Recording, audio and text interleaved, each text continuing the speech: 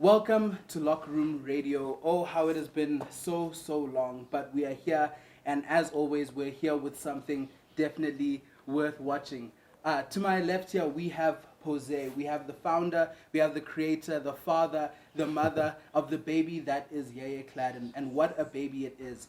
I think you should have seen, if you're following me, you would have seen that recently I posted some pictures having bought local clothing made by yours truly. Thanks. And I thought that there needs to be more. There needs to be another outfit, which we'll get to, but definitely there needs to be sort of just an explanation, and we need to know about YEYE CLAD. We need to know what all of this is. You got it. We got the merch. We definitely got the merch. So I will open up with a short introduction, or ask you to please introduce yourself shortly, and tell us who you are and what YEYE CLAD means, outside of just a flex of creativity or a way to make a little bit of cash. Who are you and who are you through this brand? Yanga, honestly, the best way I can describe YEYE is agree to be bold. Yeah. Bold in the sense of not being apologetic of being African, because I guess that's where YEYE came from, like having the core understanding of what it means to be African and owning it. Like Africans come up with weird expressions, words, and it sounds cool, you know what I'm saying? So I chose YEYE because it just literally depicts agree to be bold. Okay. Yeah. I mean, and there we go. I guess everything starts with the fact that agree to be bold.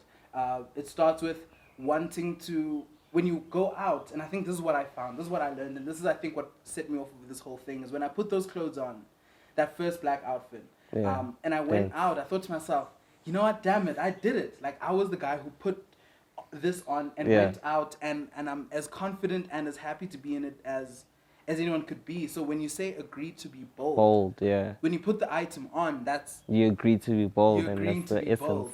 That's the essence. That's outstanding. I think I agree, and I think you said something now about African identity, and I think that's going to bring us on to the items that you see us wearing now. So I recently made an order for this. Let me show you guys. Hey, let me show you guys. Me being cute, the cutesy man. shit. But I recently got this, and it's made of corduroy. Corduroy. How do you say it? Corduroy. Corduroy. I don't know. It's shame. I'm exposing how bougie I am. But corduroy is something that we all grew up in. You know those pictures. Zase crash. Like juice and biscuits kind of thing with the pants. They're the red ones. The tan ones. Like you're on point. Exactly. This color. So when you say that, when you say African, and then you use materials like this, I get it. Do you know what I mean? Thanks. Like, it's easy for somebody to say this is African or this is whatever, but it has to translate. Correct. And I think that's been one of the biggest things, like authenticity. So what do you think is authentic about your clothing? We mentioned that one of them is the name, the other one is the choice of materials.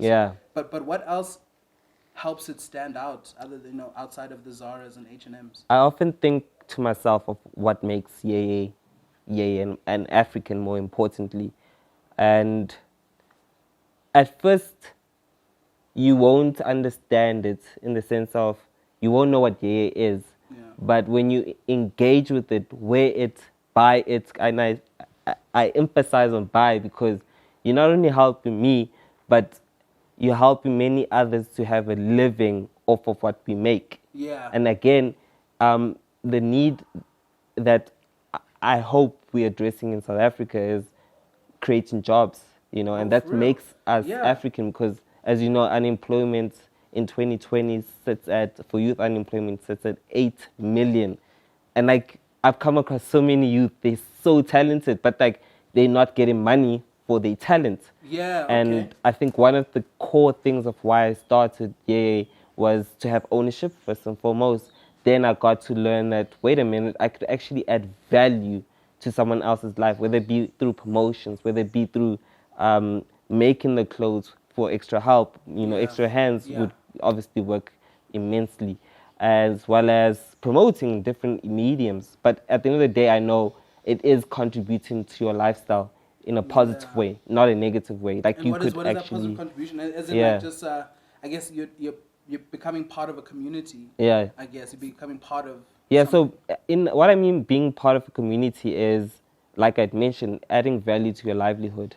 So whether you're a consumer, it's adding value to your livelihood because it connects with your identity. Yeah, for sure. Whether you're African or not, but you can more or less relate to the clothes. It speaks to you. And I think, as I emphasize, like you need to buy it to understand all these key words I'm saying, such as identity, such as support, and so on and so forth. Yeah, I think for me, you're right. I think for me, when you say you have to buy it, this is not a scheme. Yeah, it's not a not a scheme to try get you to pay more money or to buy things. But really, like once you buy something, you commit to it in a way. Yeah. You commit to the brand. You commit to that thing, and as well as your money, because remember it's your money that you're using. For, exactly. You save for, like this 600, I could have used exactly. 600 for something else. Facts. But when you do buy it, you buy into it, and if my experience of like working with you and dealing with you has been anything like anybody else's experience, then I think I understand why. So before I even expose what I think makes you really special, I'm gonna ask you, what do you think makes you special? Because I mean, you're not the only guy selling clothes. Facts. You're not the only guy making clothes. Facts. And also you're not the only guy doing it online. I love that question, and I'll tell you why, because it reminds me of why am I doing what I'm doing. And the one answer keeps on popping up: my storytelling. Like I'm telling an African modern story. Like as you see with Yanga's hoodie, it's very solid colors, but it has texture to it, and I believe texture defines being African. You know, like making mud houses. It's not just mud, but it's a mud house made out of texture and ingredients that came from the ground, and now it's a beautiful mud house. And again, it's storytelling in the most simplest way to describe it. Storytelling. Okay, let me ask you this then. In storytelling, because you know, being film students and stuff, we concern ourselves with story all the time. And the one thing they teach us about stories is you have to have a good theme. Correct. Right? So a good theme is basically the controlling idea, the reason that you put all of this together. So if we take the movie The Notebook, The Notebook, a possible theme for The Notebook is never give up on love. Right? So despite her condition and everything, this guy stayed with her, this guy read her the stories, the entries of the diary, and that's the point of the movie. And so for you, what is the point of it? What is your story? Outside of like, hey, we're African, it's like, no, but I guess, you know what, let me see if I can answer it for you, tell me if I'm right. YEYE CLAD and this brand, the point, like in the slogan, is to be bold. To be confident and proud, I guess, in... You took my words from my mouth. Right? Literally. I did that. Because, bro, like I've been, not all over the world, but I've been in certain places where we either change the way we speak or the way our dialect of language when we meet an affluent or a foreign person, we lose our language. And I think I'm one to be one of those people who I don't know how to speak my mother's language or my dad's language, but that's because of the environment I grew up in. I'm the same, you know, I'm the same. But my reality is I told myself it's my responsibility to at least know who I am, and I know I'm African, and to be African is to be bold, whether it be playing with colors, whether it be using patterns, textures, like different forms to tell a story. Okay. No, cool. And you brought a couple of items with you today. If you can bring in just one at a time and just tell us about this item and about how you embedded this into the particular item. So we spoke about mine, and you can see that the one he's wearing is a variation of it. This is what I originally saw.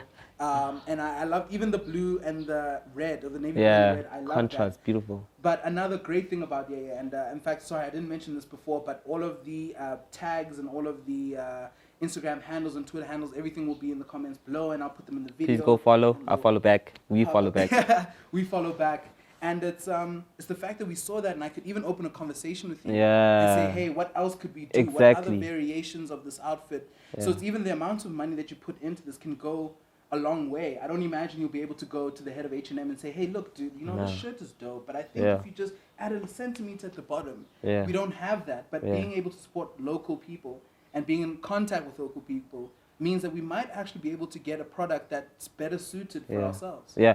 I like what you said. Having access to the maker or the owner. I think that's what makes us authentic again. And I actually love it because you, believe it or not, as consumers, you give me ideas of what to make. Sure. Okay. And I think that's where the connection also happens, because you now know what it means to make clothing. Because you remember, you grew up in an environment, you go into a shop and you pick what you want. Yep. But you don't know or have access to power to customize here and there. Yeah. Or you get an order, but it's either too small, too big, and you have to live with it. You get my point? It's just that we have to wait till you can return it. Exactly. And yeah, I guess one of the greatest things is that I'm able to contact or be in contact with my customers, you know, because I get to understand where they come from and how I can then incorporate a story to the clothing they want, so that it becomes more than just the cloth on your body. You get my point? Is everybody listening? If it's when they talk about value for money, I think this is what they're talking about. I think that this is what they're talking about, in the sense that, like, for the amount of money that you pay for this hoodie, look at what has been able to come from it. And then that brings me to the next thing, is that, you know, South Africans... Sorry, by the way, the hoodie looks great on you, dude. Like, I'm not even just saying it. Like, it really looks good on you. Thank you. I really appreciate it. These guys are amazing. You know what else this guy did? Oh my goodness. This guy, we asked for charcoal gray, but he actually decided, you know what, let me do something a little bit different, and he actually matched this color to the color of my car. So this like outfit matches my whip. And again, it just also, you know, amplifies of what I was saying, like adding value to your purchase instead of just saying, here you go, thank you for supporting, and it ends there. Like, if you know, I contact you as much as I can so that you give me input. I mean, the last time you told me if I could just make it slightly bigger or slightly longer. I'm like, cool, bro. That actually helps, because now I know what to make and how to make the clothing, you know. So I think that's very important. So yeah, I mean, I think, and even the point of this podcast was to try normalize local buying. Just try to normalize local buying. So the first thing about local buying is communication. You are in direct contact with the consumer, and you create a bond or conversation or relationship that you wouldn't be able to get, like I said, with the head designer at H&M or at Zara or whatever it is. And also supporting local. When you are part of this community, you find out that this community can be even bigger than you imagined. Bigger than just you, bigger than just me, but also extending into people like Pearl Tusi and DJ Zinhle. How did that happen? You know, I'm a firm believer in when preparation meets opportunity. Although it takes a very long time for that to happen, and it never comes in a sequence, you know, format where obviously from one scene the next must happen. You know, like it goes back to that theme of, in life there's no straight road, and I think that's one of the testimonies to what allowed me to meet Zinhle as well as Pearl Tusi, and as you forgot to also add Bobbylicious. Bobbylicious there. So I guess it's also being in the right space with the right people and giving value to them as well, because I think this pandemic has shown us to understand you need to find how you add value to the next person or whoever you're contacting with, because as you had mentioned, there's so many other designers, but most of them haven't gotten access to those influential people. And I think it's not because they're bad, it's just probably they just don't have the right systems. And so I think that's where the question was going, was for somebody else who's trying to get some kind of exposure, how do you get to a Pearl Tusi? How do you get to a DJ Zinhle? How do you get to a Bobbylicious? As mentioned, like, there's no straight road in life. Like, and what I mean by that is you could either make a gorgeous outfit and they just might happen to fall on it and they contact you, you know, or you know the right people and those people see the value you give them and say, hey, dude, actually, you know, a friend of mine, you don't know who this friend is, and unknown to you, it's a celebrity or influential person, and therefore your business starts to grow. But my point I want to raise is be consistent with what you do, because as I said, preparation met opportunity, and I took it, and we're flying with it. Bang, and you're definitely flying. You are, dude. Yeah. I ordered one piece from you on Twitter and Instagram. Yeah. And the next thing I'm seeing in his stories is that there's Pearl, there's these like swagging it out. Yeah. It's like, how the hell did you jump from there to there? Yeah. But there we go. There's the answer to that question. When preparation meets opportunity, that's how something like DJ Zinhle or Pearl Tusi happens. But we were getting on to clothing. Yes. If you can, bring out a couple of cool. This, as I said, right, there's a story to all the garments we make. Yeah. So Yanga, what happened was, it was late March. Yeah. Right? Lockdown had happened. And when that had happened, obviously the first thing that came to everyone's mind that actually are involved in manufacturing was, let's make masks. So obviously I'm onto that because, again, I need the businesses to be sustainable, and also I have people to pay, and the list goes on, overheads. But yeah, that's part of business. Yeah. And then I said, I'll make masks, and then my customers said, hey, it's too expensive. I was like, well, I had to cover, that like, it's too expensive. I said, granted, that is. Do you know? Sorry, it's yes. Rich Means. Have you seen Rich Means? Yeah. It depends on what item you make, but they say I'm a 2 million, something like that. I think it's about actually when I had a look on the website. Yeah. Shit. But there's value to it. Like, especially when you engage with it, you will understand why it's from us, or maybe you might not understand because maybe you're not part of his target market because again, he is in business. He's not. No, I'll definitely invest. It's definitely it's luxurious stuff, and I think there's that thing of normalize knowing that you're not the target market. Yeah, like that too could also be a factor. We have to, that's what we have to understand. But yes, back to your story. Sorry. So then, so I had like stock of raw material. I'm like, how am I going to use this? How am I going to use it? And I said, you know what? I'm a creative and I know the winter's around the corner. Let me use with what I have. There again, creativity came in. Okay. Right? And I then used the material and I made jackets. Then I was like, I need a very comprehending name for it. And I call it Essential Jackets. Because everyone was saying essential. Right. Essential services, essential. And then I'm going to say essential jackets, because they are essential for winter or even summer if it gets chilly at night. You could wear that as well. And this being nice and bright. Yeah. Being nice and bright, it's quite versatile. And you I have want the to say blacks, that. which everybody knows black goes with everything. Yeah. So it's like it's a good balance of colors to be able to be versatile. So then that's how the essential jacket came to be, because I was like, I have material, I need to maximize on what I have. Yeah. And unknown to me, it like unlocked into new customers. It allowed me to actually grow the business, which was, unknown to me, because a lot of businesses were sinking right after lockdown. And obviously fear had come, creeped in, and I was like, what am I going to do? And I did with what I have, which was the material and essential jackets came to me.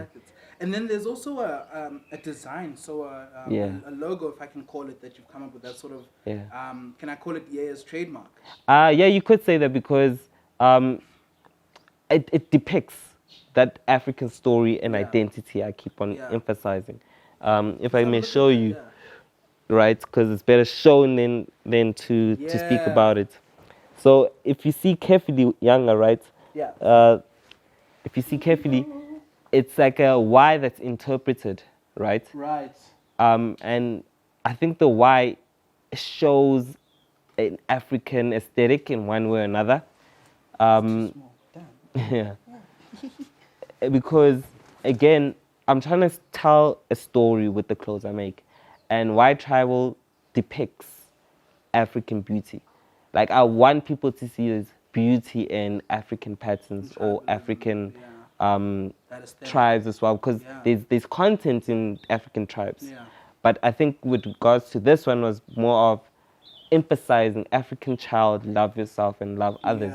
So what was this inspired by? So you said sort of like tribal symbols. Is there a particular symbol? So mostly patterns. Yeah. It was inspired by patterns, but also I needed the pattern to have context to it. Yeah, for sure. It's a very strong Y/T Yes. looking shape. Yes. You can still get the Y in it, but it's a very, very popular niggas.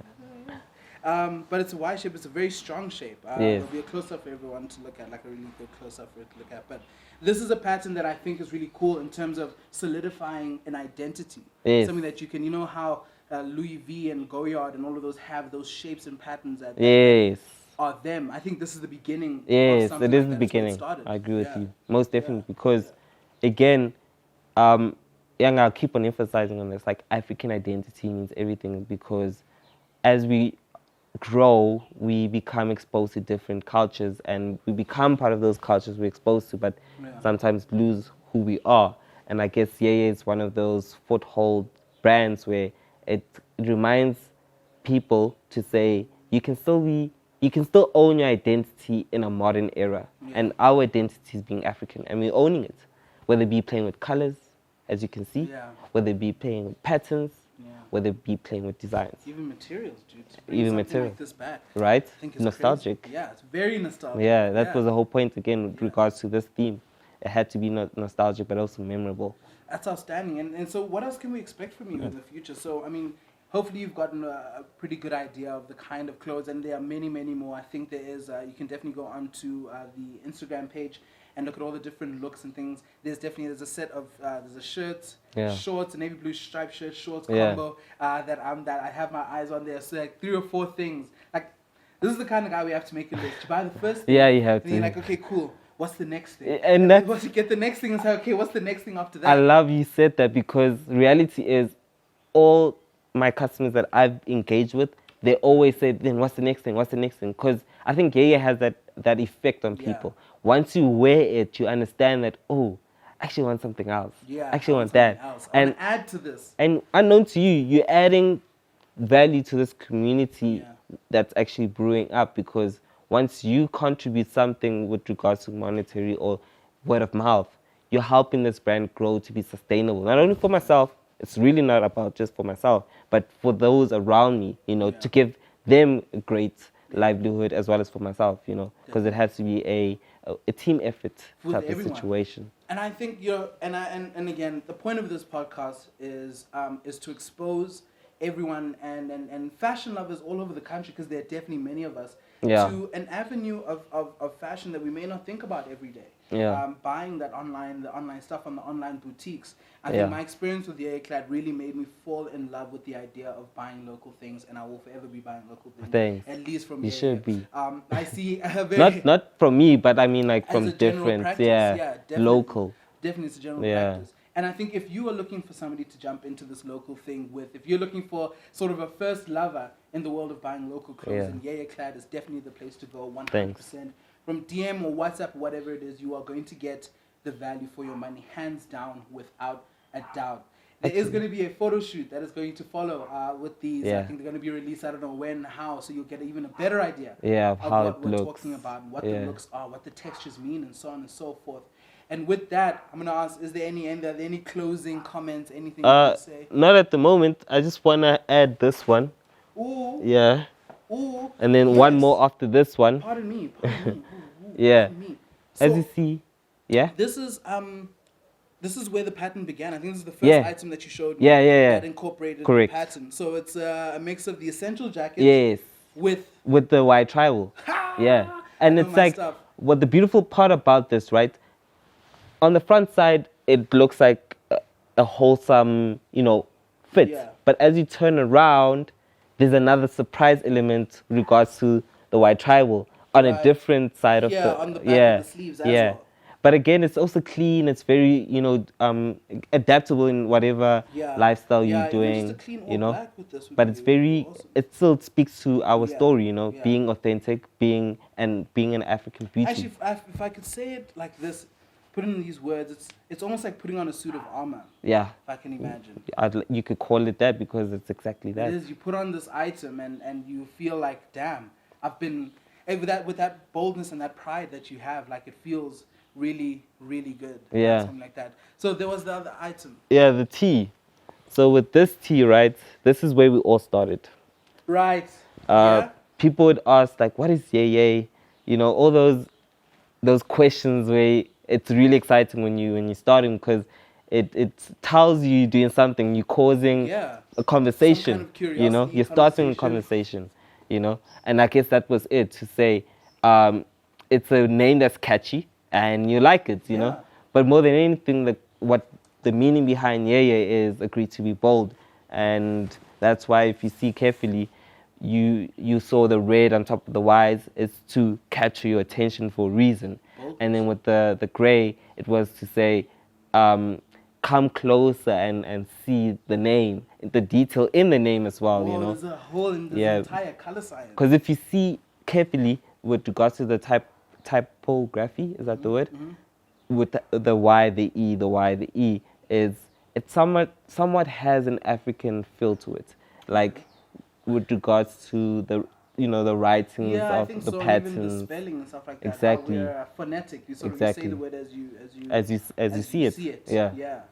And I guess that was the whole point. I needed it to be catchy, so that I catch your attention and hopefully change your perception about production of making local clothes, or basically owning and creating an African entity, basically. Yeah, I got you. Unfortunately, my brother, we do have to start wrapping up and get to the shoot, because the sun is dying on us. And we tried to invite, if that model, I'm not going to mention the name, I don't want to mention the name, but that model who wasn't able to make it today, I'm adding you. I'm subbing you, bro.